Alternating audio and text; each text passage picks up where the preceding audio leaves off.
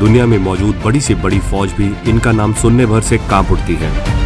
अपने दुश्मनों के सर काटकर अपने घर पर सजाने की इनकी परंपरा रही है। कमाऊ की पहाड़ियों में तैयार हुए वीर जवान जितने खूंखार योद्धा हैं, उतने ही मेहमान नवाज और स्वाभिमान भी। और इनके भारतीय सेना में जुड़ने के साथ इनकी परंपराएं भी आई। ये और कोई नहीं बल्कि भारतीय सेना की सबसे युवा रेजिमेंट नागा रेजिमेंट है और पूरे विश्व भर में ये हेड हंटर्स के नाम से जाने जाते हैं। और आज की वीडियो में हम नागा रेजिमेंट से जुड़ी सभी इंपॉर्टेंट डिटेल्स को देखेंगे, तो वीडियो को लास्ट तक जरूर देखें। नागा रेजिमेंट इंडियन आर्मी की इन्फेंट्री रेजिमेंट है जिसकी फर्स्ट बटालियन 1970 में रेस की गई थी। इस रेजिमेंट के रिक्रूट्स को मेनली नॉर्थ ईस्ट के नागालैंड से लिया जाता है और ये इंडियन आर्मी की one of the youngest regiment में से एक है। और आज हम सबसे पहले बात करते हैं इस रेजिमेंट के इतिहास की। 1957 में नागा लोग उग्रवाद की स्थिति में थे और युवाओं ने सरकार के खिलाफ हथियार उठा लिए थे। नॉर्थ ईस्ट में शांति लाने के लिए नागा लोगों को एक समान आयोजित किया और उन्होंने सरकार के सामने कई मांगे रखी। उन्होंने मांगों में दो सबसे प्रमुख मांगे रखी थी, नागालैंड के लिए राज्य का दर्जा और नागा लोगों के लिए इंडियन डिफेंस फोर्सेस में एक सेपरेट यूनिट को बनाना। और इस तरह 1 दिसंबर 1963 में नागालैंड को राज्य का दर्जा प्राप्त हुआ और उसके करीब 7 साल बाद यानी 1 नवंबर 1970 में नागा रेजिमेंट का गठन किया गया under the command of lieutenant colonel RN Mahajan VSM। शुरुआत में नागा रेजिमेंट की एक ही बटालियन को रेस करने का प्लान था और इसी कारण से इसको कमाऊ रेजिमेंट सेंटर रानीखेत से एफिलेट किया। नागा लोगों का रहन सहन, खान पान और तौर तरीके काफी हद तक कमाऊ से मिलता जुलता है। इसी कारण से नागा रेजिमेंट के लिए कमाऊ रेजिमेंट सेंटर का चयन किया गया ताकि फ्रेश रिक्रूट हुए नागा सोल्जर्स को सेटल होने में ज्यादा समय ना लगे। स्टार्टिंग में इस बटालियन को रेस करने के लिए कमाऊ रेजिमेंट 3 गोरखा राइफल्स और गढ़वाल राइफल्स की बटालियन से मैन पावर ली गई थी। इसके अलावा 69 नागास को डायरेक्टली रिहेबिलिटेशन कैंप से डायरेक्टली एनरोल किया गया था और इनमें से कुछ नागास को तो directly as junior commission officers भी अपॉइंट किया था। इनकी ट्रेनिंग अभी भी जारी थी, पर ईस्टर्न बॉर्डर पर बनी परिस्थिति के चलते नागा रेजिमेंट को इमीडिएटली डिप्लॉय किया गया। एक नई रेजिमेंट जिसकी अभी ट्रेनिंग भी पूरी नहीं हुई और ना ही वो बैटलफील्ड रेडी थी, फिर भी उनको 1971 इंडो पाक वॉर में डिप्लॉय कर दिया गया। पर इन सब के बावजूद हम ये कैसे भूल सकते हैं, ये बटालियन नागास, कमाऊस, गढ़वालीज और गोरखास जैसे बॉर्न फाइटर से बनी हुई है और इन्होंने वॉर में एक्सेप्शनल परफॉर्म किया। इस बटालियन की अदम्य वीरता को देखते हुए 11 फरवरी 1985 को हल्द्वानी में एक और नागा बटालियन 2 नागा को रेस किया। आज भी नागा रेजिमेंट में 50% नागास मौजूद हैं और बाकी 50% सोल्जर्स कमाऊस, गढ़वालीज और गोरखास हैं। क्योंकि कई कमाऊ बटालियंस नागालैंड से एसोसिएटेड है, इसलिए नागा रेजिमेंट को सभी रेजिमेंटल मैटर्स के लिए कमाऊ रेजिमेंट से एफिलेट किया। अगर नागा रेजिमेंट की यूनिट्स की बात करें तो फिलहाल इस रेजिमेंट में 4 यूनिट्स मौजूद हैं, that is 1st battalion, 2nd battalion, 3rd battalion और एक यूनिट टेरिटोरियल आर्मी की ही है, दैट इज 164 इन्फेंट्री बटालियन। ये रेजिमेंट इंडियन आर्मी में इन्फेंट्री रोल प्ले करती है। इसका रेजिमेंटल सेंटर है रानीखेत कमाऊ। इनका निकनेम है द हेड हंटर्स और इनका ये नाम क्यों रखा गया इसको वीडियो में आगे देखेंगे। नागा रेजिमेंट की वॉर क्राई है जय दुर्गा नागा और इसको 1 महावीर चक्र, 4 वीर चक्र, 1 युद्ध सेवा मेडल, 1 विशिष्ट सेवा मेडल, 10 सेना मेडल, 1 कीर्ति चक्र, 1 शौर्य चक्र मिले हैं।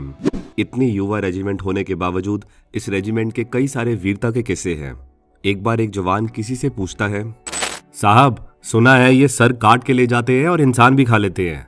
डिस्पैचेस फ्रॉम कारगिल बुक के ऑथर सृंजो चौधरी से ये सवाल किसी डरे हुए पाकिस्तानी जवान ने नहीं बल्कि नागा रेजिमेंट के बारे में काफी कुछ सुने 17 जाट बटालियन के जवान ने पूछा था।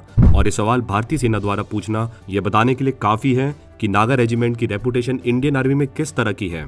ऐसा बोला जाता है कि ये कभी भी अपने दुश्मन को कैदी की तौर पर नहीं रखते हैं बल्कि उनका फैसला तुरंत ही कर दिया जाता है। नागाज अपने एनिमी के सर को काटकर अपने साथ रखते हैं और अपने इसी मार्शल हिस्ट्री और ट्रेडिशन के चलते इन्हें अपना निकनेम द हेड हंटर्स मिला है। ट्रेडिशनली नागा ट्राइबल्स 2 रीजन से स्कल को अपने साथ रखते हैं। पहला रीजन अपने मरे हुए पूर्वजों के सम्मान में और निशानी के तौर पर वो स्कल अपने साथ रखते हैं और दूसरा कारण है कि ये अपने दुश्मन को मारकर उनके स्कल को जीत के प्रतीक के तौर पर अपने साथ रखते हैं। पहले LOC पर जब भी किसी न्यू रेजिमेंट को डिप्लॉय किया जाता था तो Pakistan army cross border firing कर उनका स्वागत करती थी, यानी डोमिनेंस अचीव करने की कोशिश करती थी। और स्टार्टिंग में जब नागा रेजिमेंट को LOC पर डिप्लॉय किया गया था तो पाकिस्तानी आर्मी ने नागा रेजिमेंट के फॉरवर्ड पोस्ट पर मोटर शेल से हमला किया, पर उस समय नागा रेजिमेंट ने रिएक्ट नहीं किया। जिसके बाद लगातार अगली 2 रातों तक पाकिस्तान सोल्जर भारत की सीमा में आकर नागा रेजिमेंट की पोस्ट पर हमला करके वापस भाग जाते। 2 रातों तक लगातार ऐसे होने के कारण नागा रेजिमेंट ने यह तय किया कि अब से ऐसा नहीं होने देंगे और अगली बार जब पाकिस्तानी सोल्जर भारत की सीमा में आए तो पाकिस्तानी सोल्जर्स को नागास ने पकड़कर उनको पेड़ से बांध दिया और उनके सामने आग जलाकर अपना ट्रेडिशनल नागा डांस परफॉर्म किया। कुछ लोगों का मानना है कि ये इंसिडेंट पाकिस्तान में हुआ था, ना कि इंडिया में। मतलब नागा रेजिमेंट के सोल्जर्स बॉर्डर क्रॉस करके पाकिस्तानी द्वारा की जा रही हरकतों का जवाब देने गई थी।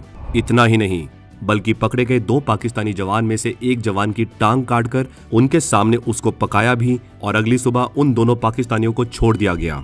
इस इंसिडेंट के बाद पाकिस्तानी साइड पर डिप्लॉयड बलूच रेजिमेंट के जवान इतना डर गए थे कि आने वाले 3 साल तक जब तक नागा बटालियन वहां पर पोस्टेड थी तब तक वो LOC के करीब भी नजर नहीं आते थे।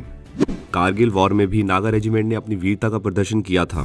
कारगिल वॉर में नागा रेजिमेंट की 2 बटालियन 1 नागा और 2 नागा ने पार्टिसिपेट किया था। 1 नागा अंडर 56 माउंटेन डिवीजन और 2 Naga under 79 mountain brigade. 2 Naga ने 3 और 4 जुलाई 1999 की रात को फेमस टाइगर हिल और स्ट्रेटेजिक पॉइंट 4875 कॉम्प्लेक्स कैप्चर करने में अहम भूमिका निभाई थी। इसके अलावा 2 नागा को सूडान में डिप्लॉय किया गया था under UN peace keeping missions, जहां पर उन्हें उनके बेहतरीन काम के लिए UN force commanders appreciation card भी मिला। सिमिलरली 2 साल पहले हुए इंडिया चाइना स्टैंड ऑफ में भी नागा रेजिमेंट ने अपने शौर्य से चाइनीज सोल्जर्स में खौफ बनाए रखा था। ऐसे तो नागा पैदाइशी शूरवीर होते हैं, पर इंडियन आर्मी में नियुक्त होने से पहले इन्हें ट्रेन किया जाता है। सिलेक्शन के बाद ट्रेनिंग सेंटर में आए रिक्रूट्स को प्रॉपर ट्रेनिंग दी जाती है। नागाज, कमाऊस, गढ़वालीस और गोरखास की हिंदी काफी कमजोर होती है और इसी कारण से इन्हें ट्रेनिंग में हिंदी लैंग्वेज भी सिखाई जाती है। पहाड़ी इलाकों से होने के कारण ये एक और चीज में काफी कमजोर होते हैं और वो है तैराकी यानी स्विमिंग। पहाड़ी इलाकों से होने के कारण ज्यादातर रिक्रूट्स को स्विमिंग नहीं आती है और ट्रेनिंग में इसलिए स्विमिंग पर खास ध्यान दिया जाता है। नागास, कमाऊस, गढ़वालीस और गोरखास ये सभी बॉर्न वॉरियर्स होते हैं, इसलिए इनको सभी डायरेक्शन में ट्रेनिंग देके अल्टीमेट सोल्जर में इजिली कन्वर्ट किया जा सकता है। ट्रेनिंग के दौरान इन्हें माउंटेन क्लाइंबिंग, काउंटर इंसर्जेंसी और long and short range firing training भी दी जाती है। फायरिंग ट्रेनिंग के लिए मॉडर्न इक्विपमेंट्स और डमी राइफल्स का इस्तेमाल किया जाता है। ट्रेनिंग में अनआर्म्ड कॉम्बैट भी एक इंपॉर्टेंट एस्पेक्ट है, ताकि हथियार ना होने के बावजूद भी अपने दुश्मन को निहत्थे मारा जा सके। ट्रेनिंग में गेम्स पर भी काफी जोर दिया जाता है ताकि रिक्रूट्स के बीच बॉन्डिंग स्ट्रांग हो सके। इसके अलावा बॉक्सिंग और टाइकोंडो को ट्रेनिंग का हिस्सा रखा ही इसलिए गया है ताकि अनआर्म्ड कॉम्बैट में ये रिक्रूट्स के काम आ सके। नागा रेजिमेंट के कर्नल ऑफ द रेजिमेंट है Rana Pratap Kalita, UYSM, AVSM, SM, VSM। तो ये थी नागा रेजिमेंट से जुड़ी सभी important details. Tell me pretty lies, look me in the face, tell me that you love